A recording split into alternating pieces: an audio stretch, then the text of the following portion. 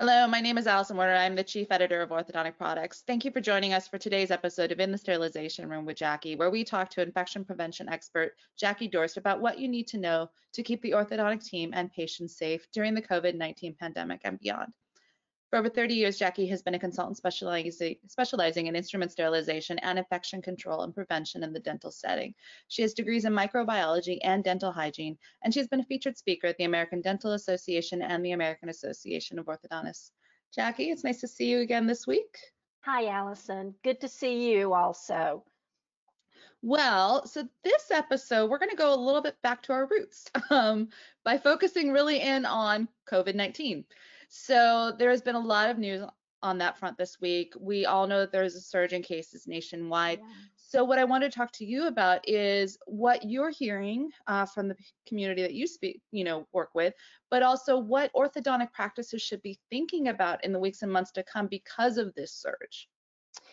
Well, there has been a surge, and just this week in the news, the new infections that are diagnosed, hospitalizations, and even deaths are increasing to the point that they've exceeded the numbers that were experienced back in April and May as we first began the pandemic. Because we all remember March 16th, that was when closure happened, and we looked at those numbers just the curve kept going up and up, and the reason for closure was to flatten the curve, that it didn't the number of patients showing up at the hospital didn't overwhelm the healthcare system.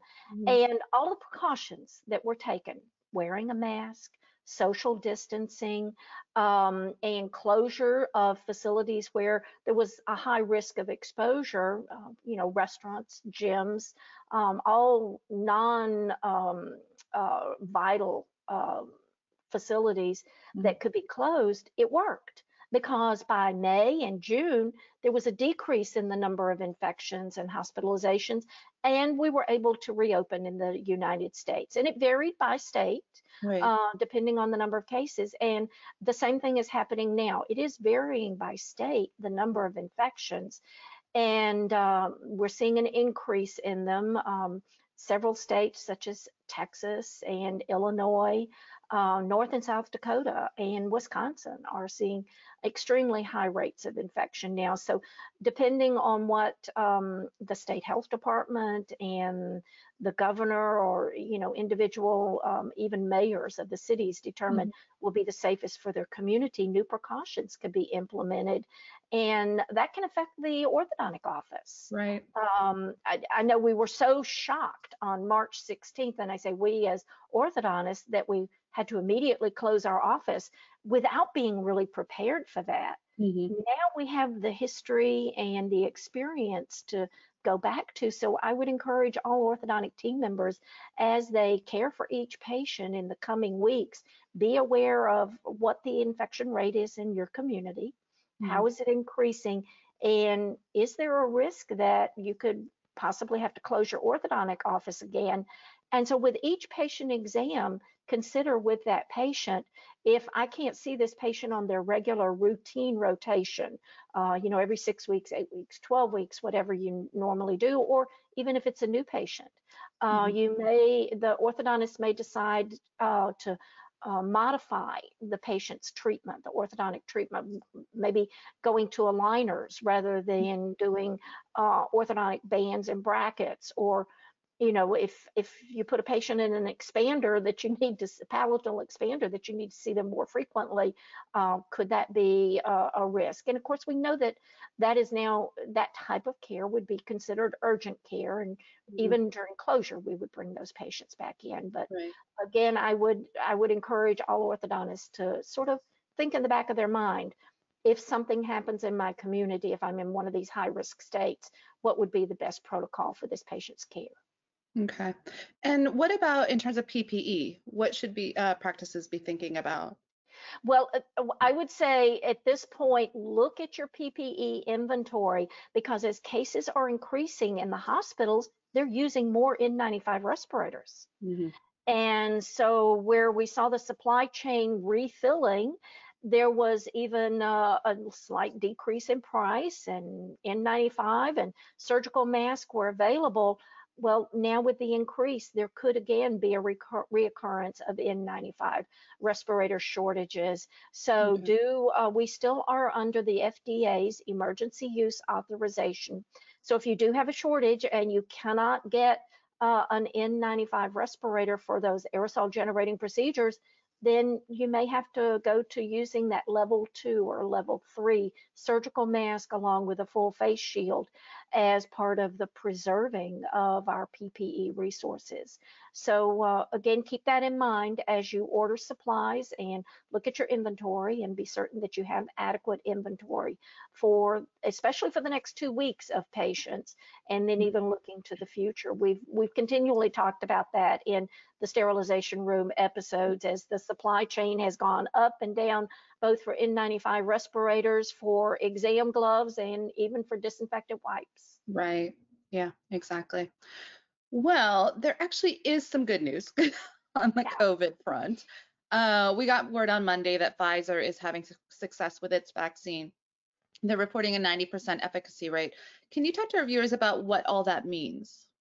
Well, if you look at the information that's coming in from the scientific community, from the FDA, of course, this is not an approved vaccine yet, but the FDA will issue an emergency use authorization when all the parameters have been met. And I know this morning when I'm going to my resources, as I check every morning, it looks like we could see the vaccine available as early as the next 2 weeks, even, you know, by the 1st of December with it.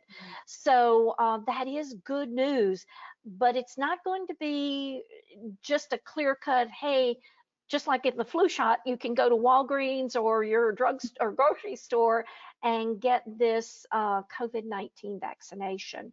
Now, remember, we have 4 major pharmaceutical companies that are really in stage 3, the final stages of the trials, where we're doing human tests. And there were over 43,000 people involved in the test with this new Pfizer vaccine.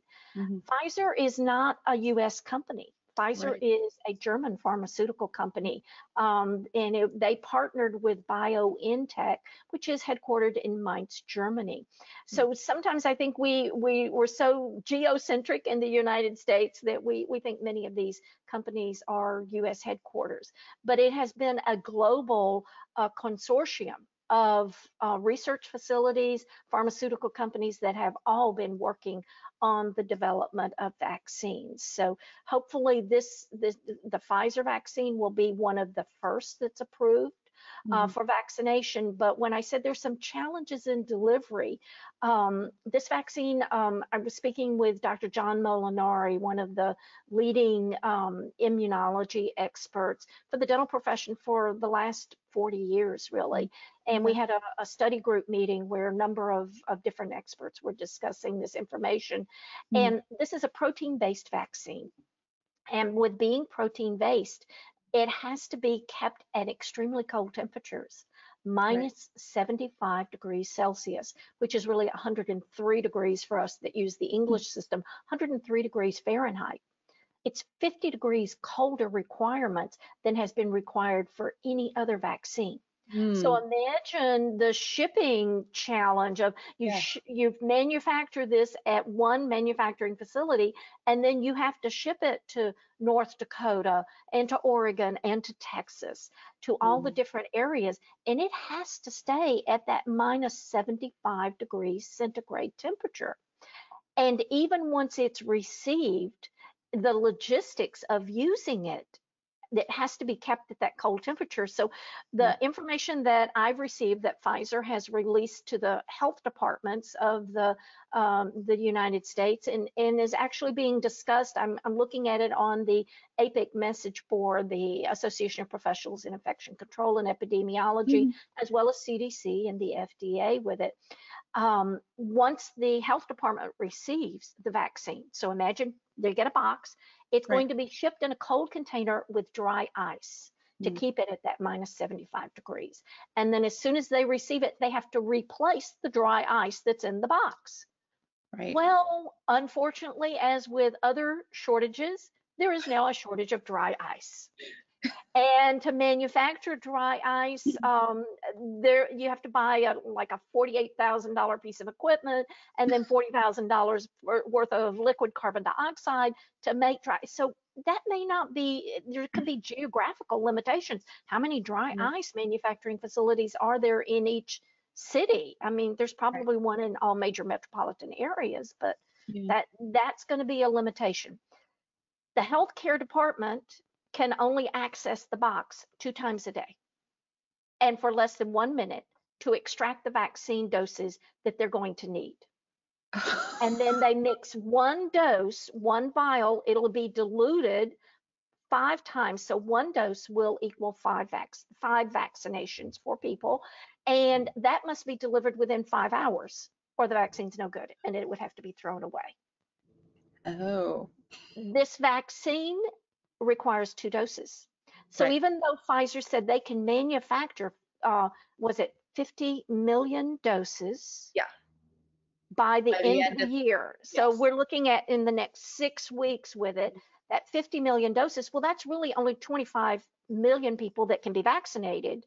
And that's And that's globally. globally, yes, not just in the United States. In the No, and I United think States, that's we something have people don't pay attention to. Yeah. 331 million people in the United States, but these vaccines are going to be spread. And I would imagine, since it's a German company, the bulk of the vaccine may go to the European community, especially Right. in Germany. Yeah. So there can be a limitation available of the vaccine that is going to be available. Shipping and maintaining that cold chain, as you're going to hear a lot of reference to it, is going to be a real challenge. It is such a challenge that in the United States, distribution will be managed by the Department of Defense. Yeah. Colonel, I think it's Penza, is the Mhm. one who will manage it. He's one of the experts for the military and being able to deliver all of the supplies when they're needed to Yeah. the military wherever they are in the world. Hmm. So in he has the logistic capability to do that. But again, the health departments are all challenged. I'm hearing all sorts of comments again from the health department directors about we've never had this type of challenge with Right. storage of a medication or a vaccine. Hmm. So it's not something that the whole orthodontic team is going to go, oh, we can go down to our county health department today and we'll get our vaccine for COVID-19. And then we'll be able to put up on Facebook, we've been vaccinated. Our team's protected. There's Yeah. going to be a little bit more. I don't Right. mean to be too facetious about it, but there is going to be more logistics. Yeah. However, I don't want to be gloom and doom either. There are Right. 3 other major companies that are producing vaccines, and Mhm. those vaccines are of a type that may not require this extreme cold Mhm. to maintain the efficacy of the vaccine. Yeah. So there's light. And the other thing we should talk about, the 2 doses. You have Yeah. the first dose, and then you wait 3 weeks to have the second dose.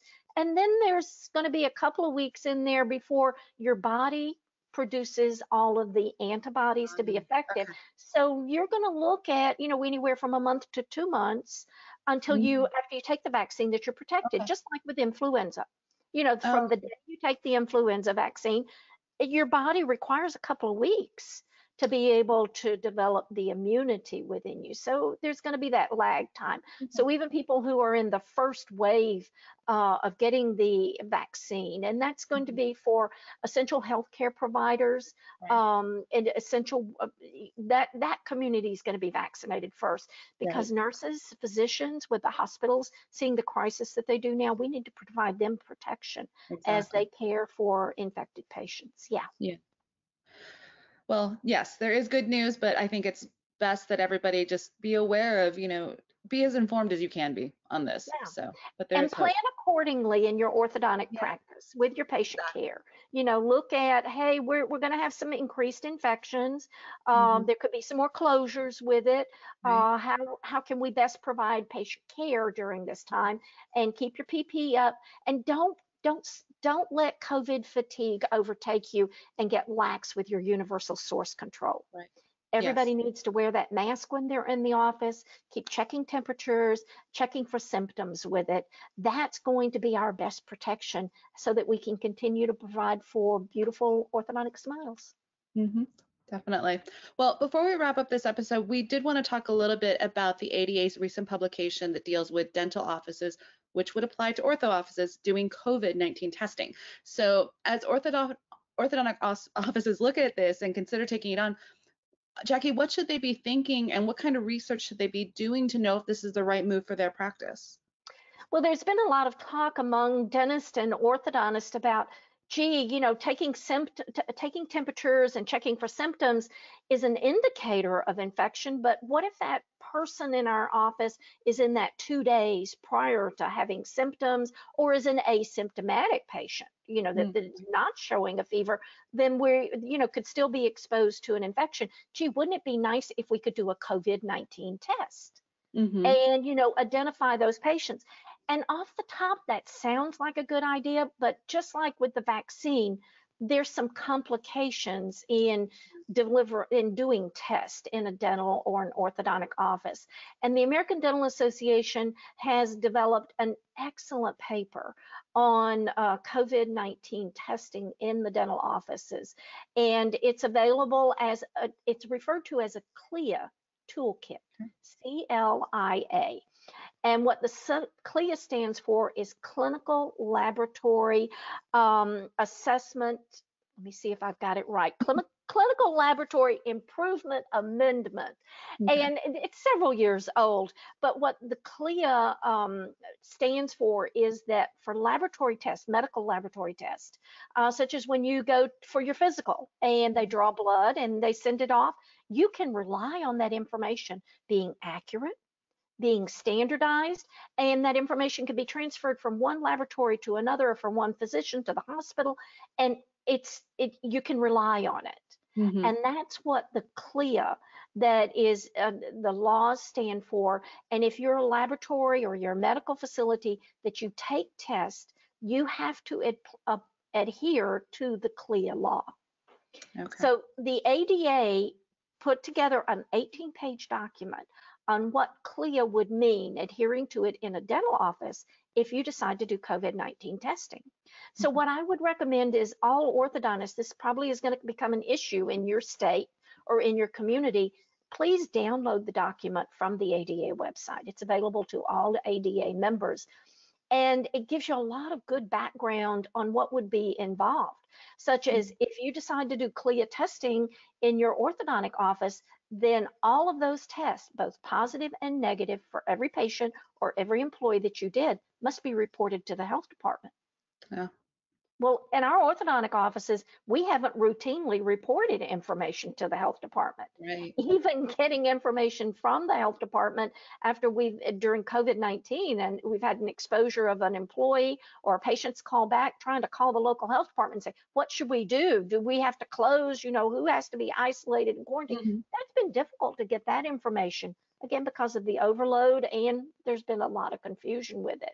So Right. not only does all that information have to be reported to the health department, then the dental practice, orthodontic practice, would have to purchase the test, pay for the test, and now how do you invoice the patients? This is a medical test. It's not Right. paid for through dental insurance, and especially in the ortho practice, we usually have a one-time comprehensive fee for the orthodontic care, and we don't charge for each individual for each visit, or if we have to rebond, do a reposition of a bracket, that's not broken out as a separate fee. So we don't have that routine billing for it, and it would require medical billing. And again, orthodontic practices haven't routinely done medical billing. So there's a lot of considerations. It sounds like it's a good idea. Oh, let's do COVID testing.